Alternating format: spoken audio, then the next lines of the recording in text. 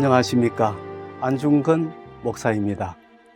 오늘은 요한복음 1장 1절에서 5절 말씀을 읽고 작성했던 설교 말씀을 나누려고 합니다.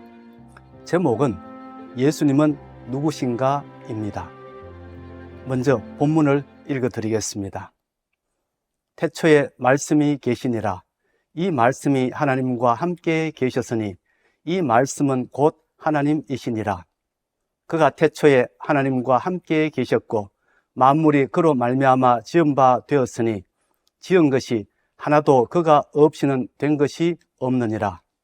그 안에 생명이 있었으니 이 생명은 사람들의 빛이라. 빛이 어둠에 빛이 돼 어둠이 깨닫지 못하더라. 오래전의 일입니다. 터키 이스탄불에서 선교하시는 선교사님과 현지 교회를 방문하기 위해 그곳에 간 적이 있습니다. 일정을 마치고 점심시간이 되어 선교사님과 함께 한국 식당으로 갔습니다. 생선찌개를 주문해서 식사하고 있는데 계산대에 있던 식당 주인이 우리 자리로 와서 인사를 나누었습니다. 식당 주인이 먼저 우리에게 이렇게 물었습니다. 어디에서 오셨어요? 그래서 제가 포항에서 왔습니다 하고 대답했습니다.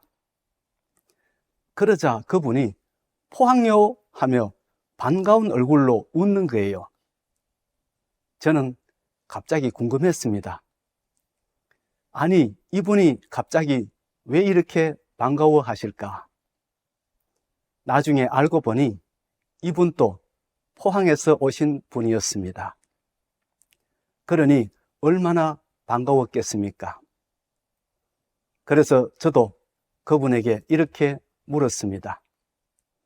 포항에 계실 때 무슨 일을 하셨어요? 그러자 그분은 포항공대 교직원으로 있으면서 선교단체 간사 일을 했다고 했습니다. 그 말을 듣고 저도 놀랐습니다.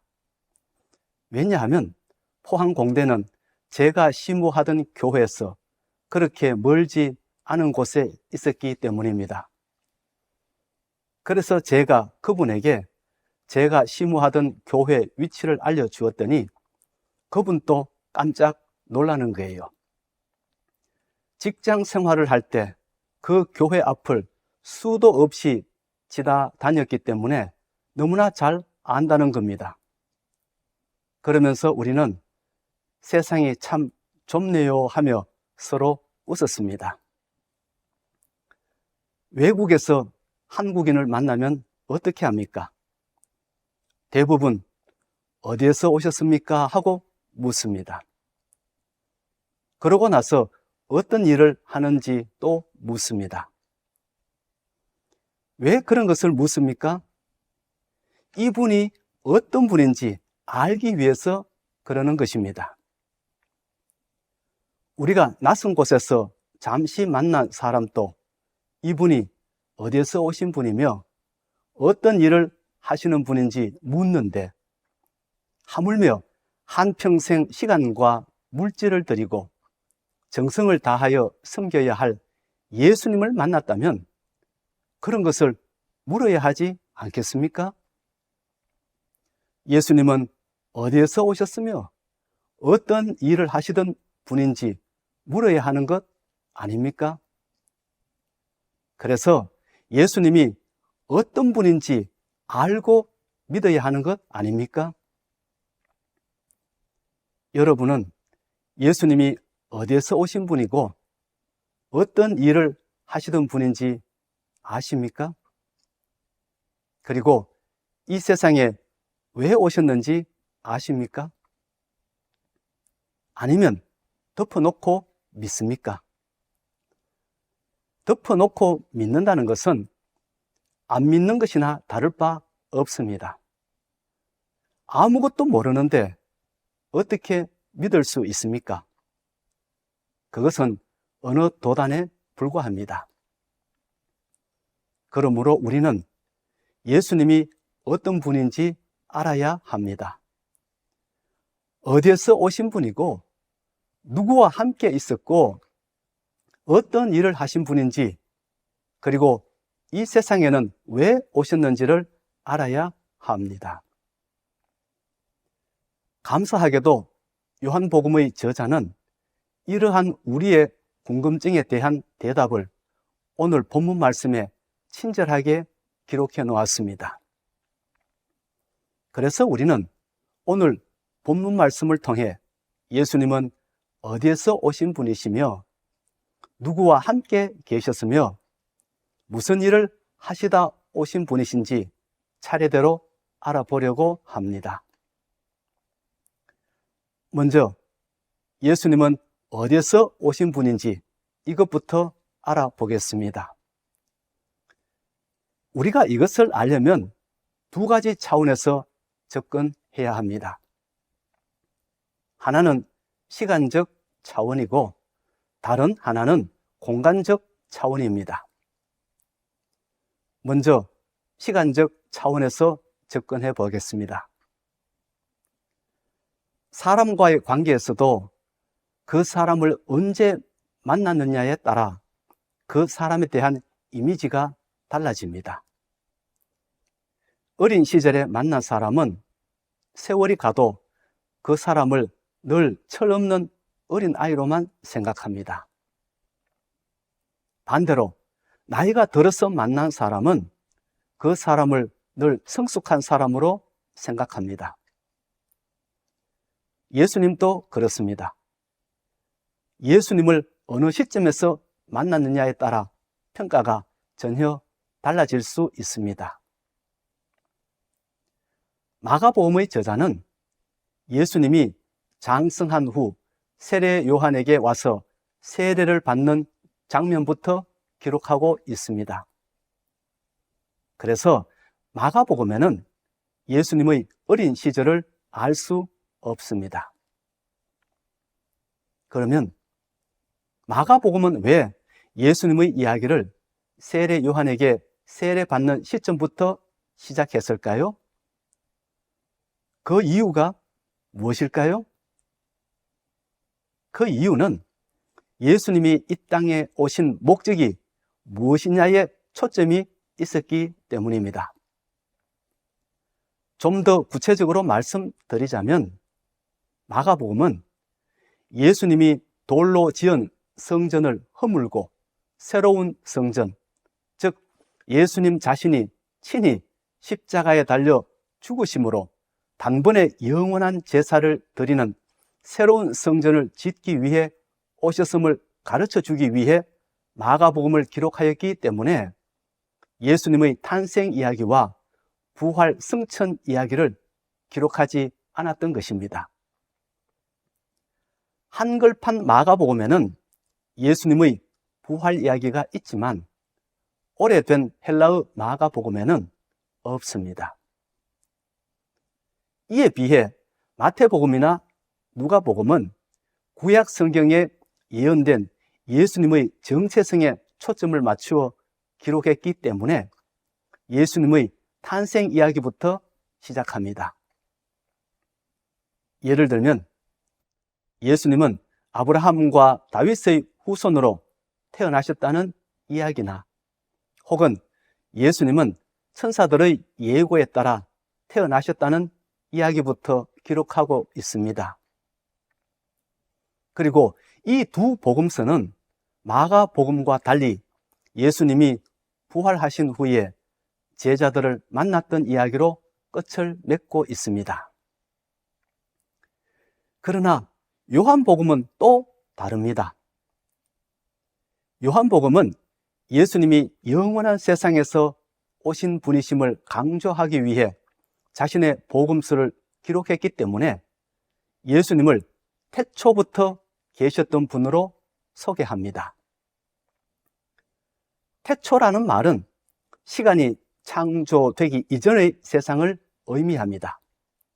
즉 영원을 의미합니다. 그래서 요한복음은 1장 1절 말씀을 기록할 때 태초 앞에 관사를 붙이지 않았습니다. 태초 앞에 관사를 붙이면 태초가 어느 특정한 시점이 되지만 관사가 없으면 영원히 되기 때문입니다. 이와 같이 요한복음은 예수님이 인간의 몸을 입고 이 세상에 오셨다고 해서 우리와 같은 평범한 사람이 아니라는 점을 강조하고 있습니다. 십자가에 달려 죽으셨다고 해서 무능한 분이 아니라는 것입니다. 그분은 사람의 몸으로 태어난 하나님이시요, 영원에서 시간 속으로 잠시 오셨다가 다시 영원으로 돌아가신 하나님이시라는 것입니다.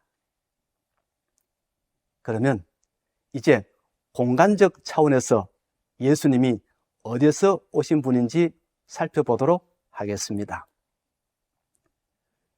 요한복음은 시간의 세계와 마찬가지로 공간의 세계도 두 차원으로 설명하고 있습니다. 하나는 예수님이 처음부터 계셨던 위의 세계이고, 다른 하나는 인간의 몸을 입고 태어난 아래의 세계입니다. 위의 세계는 시간과 공간을 넘어선 영원한 세상이지만, 이 아래의 세계는 시간과 공간의 지배를 받는 물질 세상입니다. 우리는 아래의 세상인 이 땅에서 태어나 이 땅에서 죽는 존재이지만 예수님은 그렇지 않다는 것입니다. 예수님은 위의 세상에서 아래의 세상으로 잠시 내려오셨다가 다시 위의 세상으로 올라가신 하나님과 같은 분이라는 것입니다.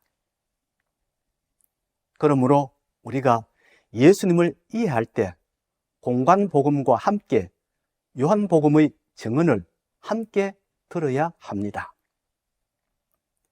다시 말해서 시간과 공간을 확장해서 보아야 합니다. 그렇게 할 때 예수님이 어떤 분이신지, 어디에서 오신 분이신지, 왜 오셨는지를 바르게 이해할 수 있고, 예수님을 바르게 이해할 때 지금까지 이해되지 않았던 성경 말씀들이 비로소 이해되기 시작합니다. 제가 이스탄불에서 한국 식당의 주인을 만났을 때 포항에서 왔다고 말하는 순간 그 식당 주인은 저에 대해 많은 부분을 알게 되었고, 그래서 더 많이 기뻐했던 것처럼 우리도 예수님이 어디에서 오신 분인지를 아는 순간 더 많은 것을 알게 되고 더 많은 기쁨을 얻게 됩니다. 그리고 그것을 깊이 알수록 더 진실한 마음으로 예수님께 경배하게 되고 그분 앞에 무릎을 꿇게 됩니다. 베들레헴에서 태어나신 그 예수님이 평범한 목수가 아니라 하나님과 같은 분이심을 알았는데 어떻게 영과 진리로 예배하지 아니할 수 있겠습니까? 당연히 무릎을 꿇을 수밖에 없습니다. 그리고 요한복음은 예수님이 영원에서 시간 속으로 오신 분이시고 위의 세상에서 아래의 세상으로 오신 분이라고 소개하면서 동시에 예수님은 하나님과 함께 계셨던 분이라고 소개합니다. 요한복음 1장 1절 말씀입니다. 태초에 말씀이 계시니라. 이 말씀이 하나님과 함께 계셨으니 이 말씀은 곧 하나님이시니라. 우리는 이 말씀을 깊이 묵상해야 합니다. 왜냐하면 예수님이 누구이신지를 가장 정확하게 표현한 말씀이기 때문입니다. 여러분, 사람이 공중의 새와 함께 공중을 날아다닐 수 있습니까? 사람이 바다의 물고기와 함께 깊은 바닷속을 헤엄쳐 다닐 수 있습니까? 그들과 함께 친구로 지낼 수 있습니까? 불가능합니다.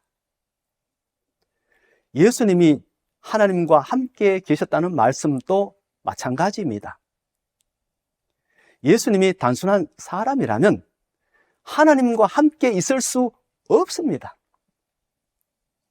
우리가 공중의 새와 바다의 물고기와 함께 있을 수 없는 것처럼 사람은 하나님과 함께 있을 수 없습니다. 왜냐하면 사람은 시간과 공간이 지배하는 물질 세계에 존재하지만 하나님은 영원의 세계에 존재하는 분이시기 때문입니다. 존재의 차원이 완전히 다르기 때문에 함께 있을 수 없습니다. 그런데 예수님은 하나님과 함께 계셨다고 합니다. 그렇다면 예수님이 어떤 분이시라는 것입니까? 하나님과 같은 분이시라는 것입니다. 육체적 존재이지만 동시에 영적 존재라는 말씀입니다. 그래서 요한복음은 이렇게 증언했던 것입니다. 태초에 말씀이 계시니라. 엔 아르케 엔 호 로고스. 이 말씀이 하나님과 함께 계셨으니 카이 호 로고스 엔 프로스톤 데온. 이 말씀은 곧 하나님이시니라. 카이 데오스 엔 호 로고스. 여기서 말씀은 누구입니까? 당연히 예수님이십니다. 그렇다면 하나님은 누구입니까? 구약 성경에 나오는 여호와 하나님이 맞습니까? 예, 맞습니다.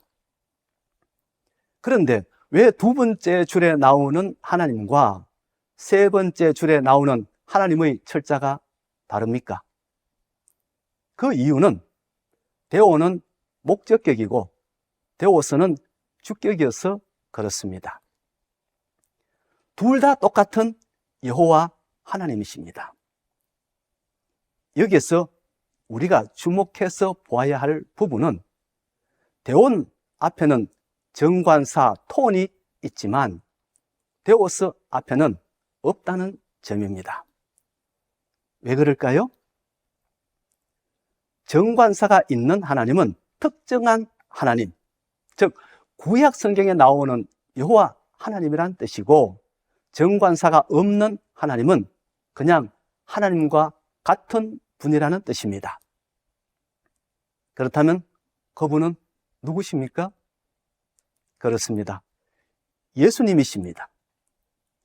예수님도 여호와 하나님처럼 신성을 가진 분이라는 것을 가르쳐 주기 위해 이렇게 적어 놓았던 것입니다. 사랑하는 성도 여러분, 여러분은 예수님이 어떤 분이라고 생각하십니까? 2000년 전 팔레스타인 땅에서 태어나셨던 그 예수님을 누구라고 생각하십니까? 그냥 인류의 위대한 스승 가운데 한 분이라고 생각하십니까? 아니면 하나님과 같은 분이라고 생각하십니까? 캐나다 리자이나 대학교 교수를 역임하신 오강남 박사님은 그의 책 예수는 없다에서 지금 우리가 믿는 그런 예수님은 없다고 했습니다. 예수님은 하나님과 함께 계셨던 분도 아니고 세상을 창조하신 분도 아니고 하나님의 아들도 아니고 우리를 구원하신 구세주도 아니라고 했습니다. 그저 우리에게 사랑을 가르쳐 준 위대한 성인 중의 한 명이라고 했습니다. 여러분, 맞습니까? 여러분은 오강남 박사님의 주장에 동의할 수 있습니까? 그런데 더욱 놀라운 것은 오강남 박사님이 기독교인이라는 사실입니다. 초등학교 4학년 때부터 어머니 손을 잡고 교회에 다니기 시작해서 지금까지 신앙생활을 하고 있는 사람이라는 점입니다. 그런데 예수님이 누구인지 모르고 있습니다. 왜 그렇습니까? 요한복음을 깊이 묵상하지 않아서 그랬던 것 같습니다. 예수님을 알려면 예수님이 어디서 오신 어떤 분인지를 가르쳐주는 요한복음을 깊이 묵상해야 하는데, 오강남 박사님은 성경을 묵상하지 않고 학자들이 쓴 비교 종교학 서적만 보고 공부했던 것 같습니다. 그러니 예수님을 알 턱이 없지요. 여러분, 예수님에 대해서 누가 더 잘 알겠습니까? 예수님과 함께 3년 동안 동고동락했던 요한복음의 저자가 잘 알겠습니까? 아니면 다양한 종교를 연구했던 이 시대 비교 종교학자들이 더 잘 알겠습니까? 요한복음의 저자가 더 잘 알지요. 그렇다면 우리가 예수님을 알려면 무엇을 봐야 하겠습니까? 성경을 봐야 합니다.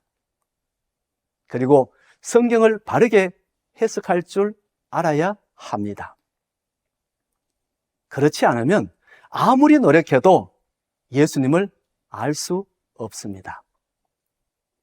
사람의 정체성을 파악할 수 있는 마지막 방법은 그가 하는 일을 살펴보는 것입니다. 그래서 우리가 사람을 만나면 어떻게 합니까? 먼저 그 사람이 어디에서 왔는지 알아보고 그 다음에 무슨 일을 하는지 물어봅니다. 사업을 하는지 아니면 직장에 다니는지, 사업을 한다면 어떤 사업을 하는지, 직장에 다닌다면 어떤 직장에 다니는지를 물어봅니다.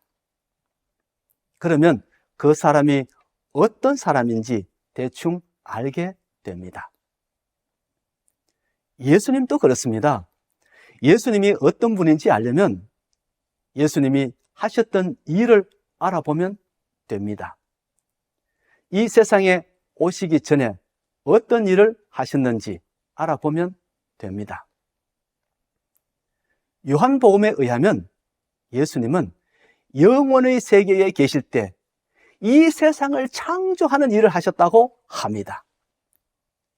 우주를 만들고 지구를 만들고 이 지구의 온갖 동식물과 사람을 만드는 그런 일을 하셨던 분이라고 소개합니다. 예수님이 이 세상을 창조하신 하나님의 말씀이라면 우리가 어떻게 해야 하겠습니까? 당연히 그 예수님을 우리의 주인으로 영접하고 그 예수님의 말씀에 순종하고 그 예수님을 예배하며 살아야 합니다. 그렇지 않습니까? 그런데 지금의 이 세상은 어떻습니까? 불행하게도 이 세상을 만드신 예수님이 이 세상 안에 오셨지만 예수님을 알아보는 자도 많지 않고 예수님을 영접하는 자도 많지 않습니다. 예수님이 이 세상에 빛으로 오셨지만 어둠에 속한 이 세상 사람들은 그 빛을 깨닫지도 못하고 있습니다. 정말 안타까운 일이 아닐 수 없습니다. 사랑하는 성도 여러분, 세상 사람들은 알지 못해도 예수님은 하나님과 같은 분이십니다. 유대인들에게 조롱당했다고 해서 형편없는 분이 아닙니다. 십자가에 달려 죽으셨다고 해서 무능한 분이 아닙니다. 이 땅에 계실 때 가난한 자들을 돌보시고 병든 자들을 고쳐주시고 배고픈 자들에게 먹을 것을 주시고 소외되고 천대받는 자들을 사랑하셨다고 해서 사랑을 실천한 박애주의자 정도로 생각해서는 안 됩니다. 세상 사람들이 예수님을 그렇게 생각하는 이유는 예수님이 누구인지 알지 못하니까 그렇게 생각하는 것입니다. 예수님이 어떤 분인지 알고 나면 그분 앞에 무릎을 꿇을 수밖에 없습니다. 주여, 이 죄인도 용서받을 수 있나요? 고백할 수밖에 없습니다. 그래서 이런 찬송을 부를 수밖에 없습니다. 이전에 주님을 내가 몰라 영광의 주님을 비방했다. 지극한 그 은혜 내게 넘쳐 날 불러주시니 고마워라. 오늘은 여기까지 하겠습니다. 제가 잠깐 기도하고 마치겠습니다. 하나님 아버지, 예수님이 2000년 전 팔레스타인 땅에 사람의 몸을 입고 태어나셨다고 해서 우리와 같은 평범한 사람으로 착각하는 사람들이 참 많습니다. 그저 인류의 위대한 스승 중에 한 명이요, 사랑을 실천한 박애주의자 정신을 가진 한 분의 사람으로 생각하는 그런 분들이 이 세상에 참 많습니다. 그러나 성경은 예수님이 하나님 자신이심을 우리들에게 가르쳐 주셨습니다. 우리를 창조하시고 우리를 다스리시는 우리의 주님이심을 가르쳐 주셨습니다. 하오니 이 성경 말씀을 깊이 묵상하고 그 예수님을 바르게 알고 그 예수님께 올바른 예배를 올려드리는 그런 우리의 자세가 주님이 기뻐하시는 모습이 아니겠습니까? 오늘 말씀을 주셔사오니 그 말씀대로 살아가는 저희들 될 수 있도록 주의 성령께서 인도하여 주옵소서. 예수님 이름으로 기도하옵나이다. 아멘.